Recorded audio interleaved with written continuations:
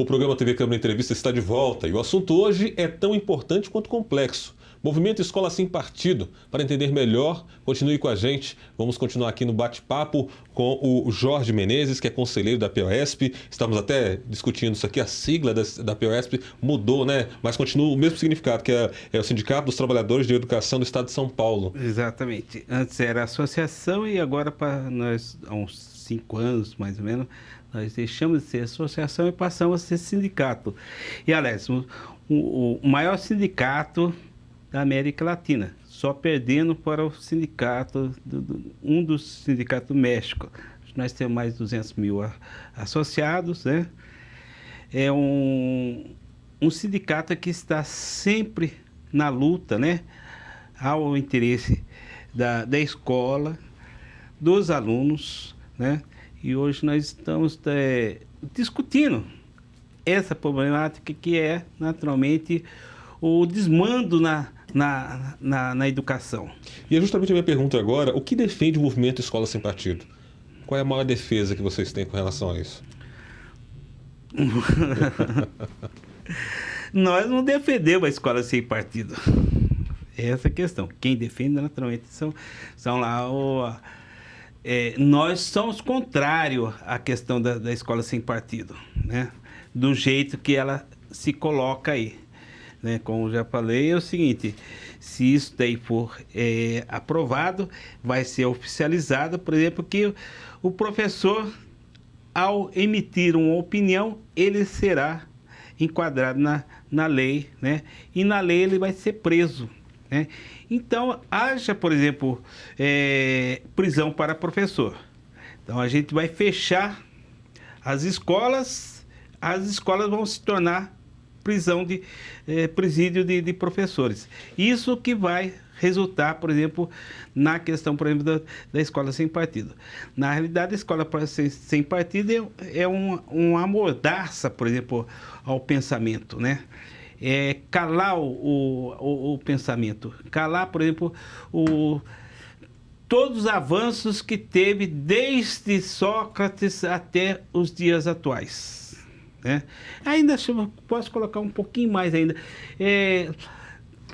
Na China, por exemplo, Lao Tse, né?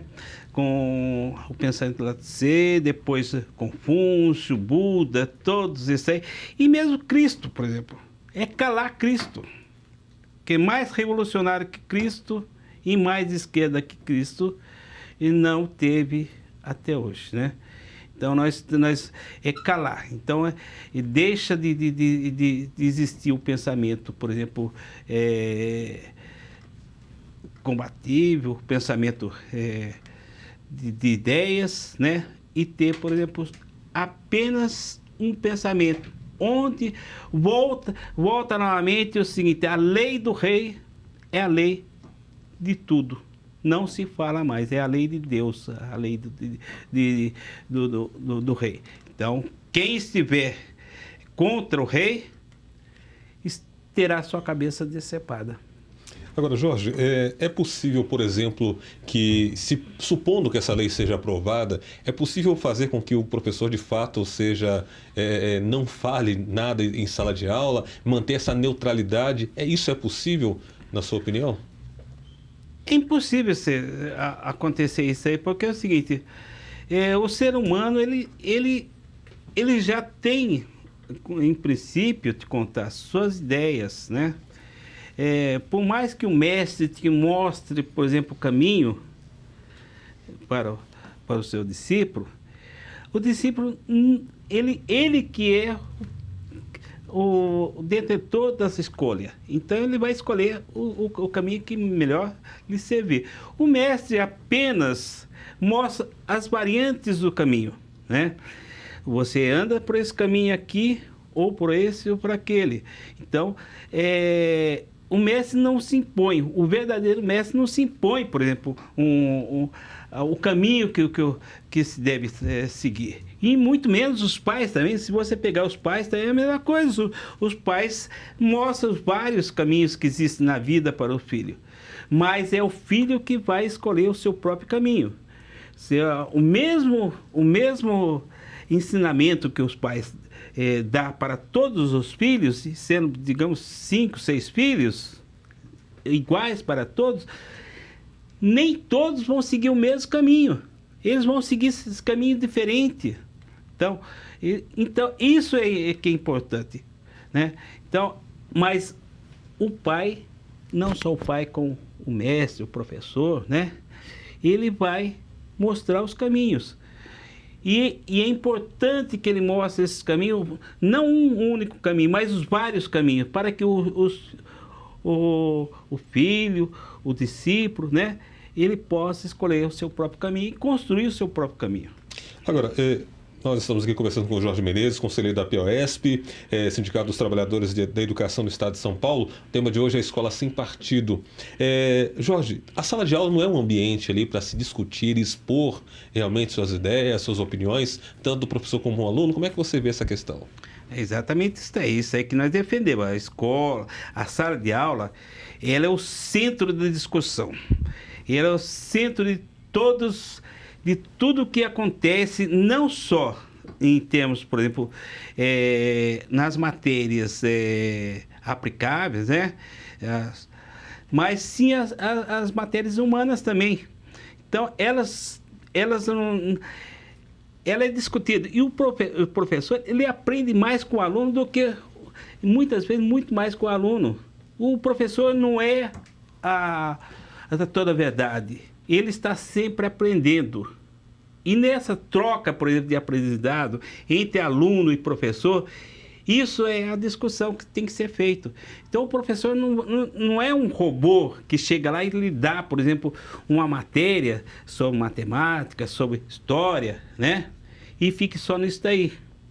E os alunos também ele tem que, por exemplo, ouvir, analisar aquilo que foi colocado e ter suas próprias opiniões. É isso que a escola tem que ser. Ela é difusora de todos os pensamentos, né? De todas as ideias, né? E para que, senão a gente não precisa de escola. Fecha as escolas, né? E aí não é necessário ter professor. Ou então, seguinte, se pega, por exemplo, hoje com a tecnologia que nós temos, né? Nós chegamos num espaço de tempo que a tecnologia hoje é importante. Nós temos a televisão, nós temos a internet. Então, se coloca, por exemplo, na televisão um robô e ele difunde isso para todos e todos vão seguir aquela cartilha que se coloca lá. Então, não é necessário mais ter professor. Agora, Jorge, o professor, ele dentro do que acontece na sala de aula hoje, o que a gente ouve dos dois lados que pensam, é que ele já expõe ali sua opinião juntamente com os alunos. Mas alguns defendem que o professor tem coagido o aluno quando ele pensa diferente do professor, né? Dentro dessa guerra, desse quebra de braço, como é que você vê essa questão? Se você acha que realmente existe alguns professores ou algumas escolas que têm essa política de coação, de coagir o pensamento do aluno, impedir que ele se manifeste contrário àquilo que o professor coloca, tendo aquele pensamento do aluno como algo errado e não algo discutível, por exemplo? Isso aí sempre houve. Desde que a escola se tornou escola, sempre houve isso daí. Não é em sentido generalizado, mas existem alguns professores, sim, que se impõem, por exemplo, se impõem para as suas ideias, quer que o aluno faça. Mas mesmo esse professor que se impõe as suas ideias, como houve, por exemplo, no passado, né? No passado era muito mais, a escola era uma escola ali que o aluno, por exemplo, ele tinha que rezar, por exemplo, a cartilha, por exemplo, da escola, né? Se ele não fizesse algo diferente, se ele discordasse, ele era colocado de castigo, tudo mais. Hoje não é tanto assim. Mas existem alguns professores que impõem suas ideias, sim, mas naturalmente existe na sala desse professor alunos que contestam esse professor. E aí é salutar isso daí. Salutar. Agora, ninguém é líder por querer ser líder. Ninguém se impõe ser líder. Ser líder é uma coisa espontânea. Então, mesmo que você imponha, quando você impõe uma coisa, você não está sendo líder de nada. Porque haverá sempre alguém que vai contestá-lo. Alguém contestar. E o que nós queremos é exatamente isso daí. Que as ideias sejam colocadas, tanto as ideias de vários pensamentos, e que essas ideias possam ser contestadas tanto por aluno quanto por professores. Muito bem, o programa TV Câmara Entrevista de hoje conversa com o Jorge Menezes, que é conselheiro da POSP, Sindicato dos Trabalhadores da Área de Educação no Estado de São Paulo. Ele falando um pouquinho sobre Escola Sem Partido, esse movimento que está em alta na discussão hoje em dia. Falando um pouquinho agora sobre a formação dos professores. Jorge, como é que tem sido a formação dos professores? Nesta formação, como que os professores são orientados? Existe, por exemplo, também esse problema na hora da formação dos professores? Será que eles estão encontrando esse problema de não poder expor ali sua opinião, ouvir alguma coisa muito formatada, impedindo que eles realmente coloquem ali seu livre pensamento? Como é que tem sido a formação dos professores? A gente não pode esquecer que assim, nós saímos de uma ditadura de 21 anos, né? Onde todos os pensamentos eles eram avaliados, né?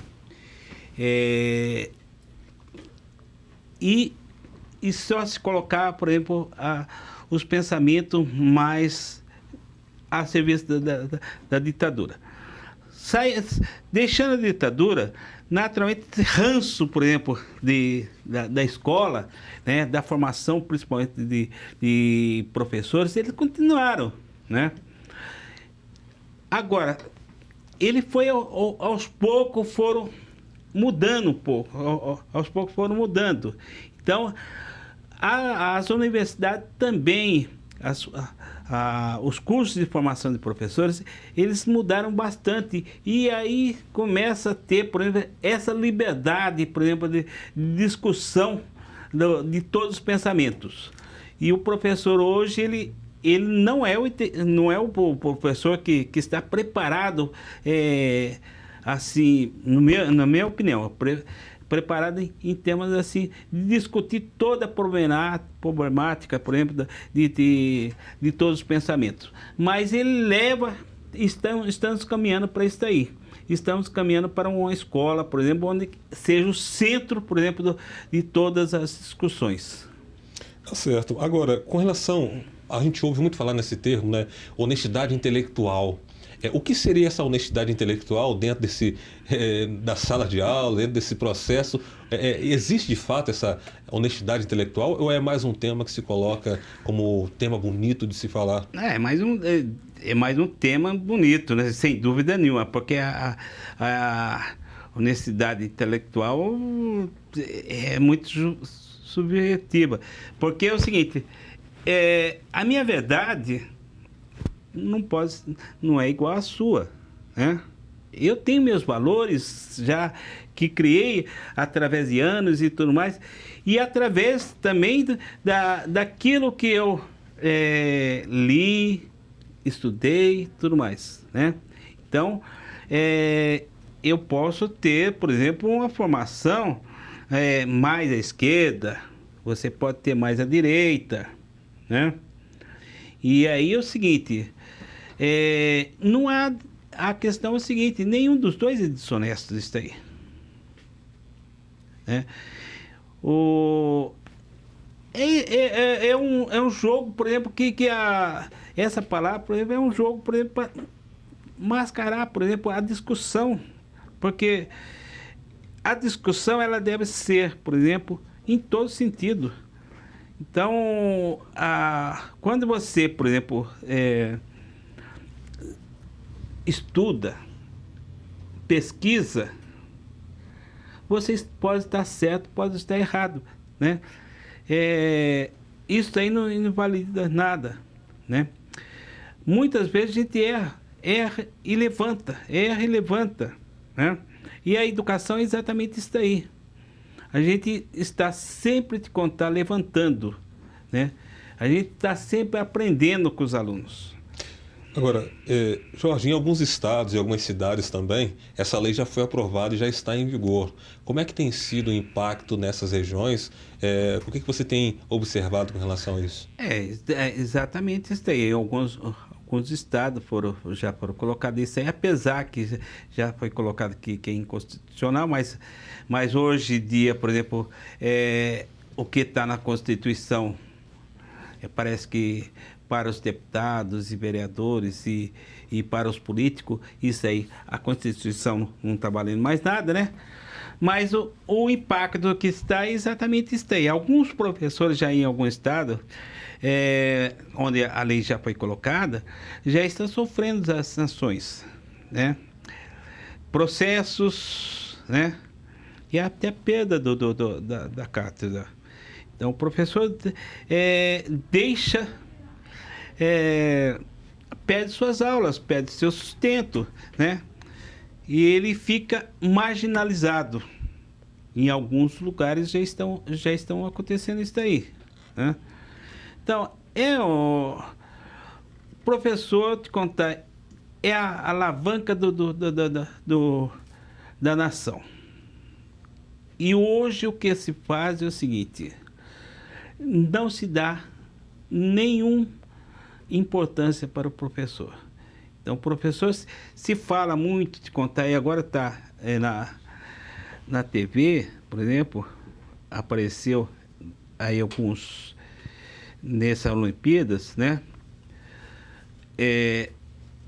Alguns programas, por exemplo, falando sobre o professor, tal, esse negócio todo. Ao mesmo tempo faz a demagogia com o professor, né? Nas mídias e tudo mais.